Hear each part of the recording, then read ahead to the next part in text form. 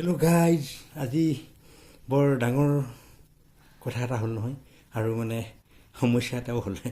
কামৰ পৰা আহি গাটো ধুব ল'লোঁ। শ্ৰীমতীয়ে ক'লে নালাগে গা ধুবলৈ, কালি ধুলে নহয়, আজি নুধুলেও হ'ব। কাৰণটো সুধিলোৰে কৰি ক'লে জানেনে? কাৰণটো কৈছে বোলে চাবোনৰ দাম বাঢ়িলে, সদায় গা ধুব নোৱাৰে।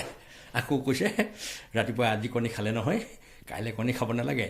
8 টকা আছিলে, এতিয়া 9 টকা হ'ল। হেৰৌ যোগান মন্ত্ৰী মহোদয়, অলপ দাম চামবিলাকো চাওক, আৰু এনেই মন্ত্ৰী ভাৰ এখন লৈ সাৱটি ধৰি থাকিলে নহয় হয়নে নহয় বাৰু? ৰাইজ ক'বচোন দেই, অৱস্থা ঘৰত একদম বেয়া, একেবাৰে বেয়া। কণী 8 টকা, এতিয়া 9 টকা হোৱাৰ কাৰণে ডেইলি এটা খাইছিলোঁ, এতিয়া এটা খাবলৈ দিয়ে। আৰু এতিয়া কামৰ পৰা আহি ডেইলি গা ধুব নোৱাৰে, চাবোনৰ দাম বাঢ়িলে বোলে। সেইটো কাৰণে আপোনালোকে কথাটো চাব, যোগান মন্ত্ৰীক অকণমান চবেই কাকতি মিনতি কৰিব, আৰু অলপ তেখেতে চাই আৰু দেই, নহ'লে পাছত ঘৈণীয়েকেও এতিয়া ঘৰৰ পৰা উলিয়াব এতিয়া লাহে লাহে।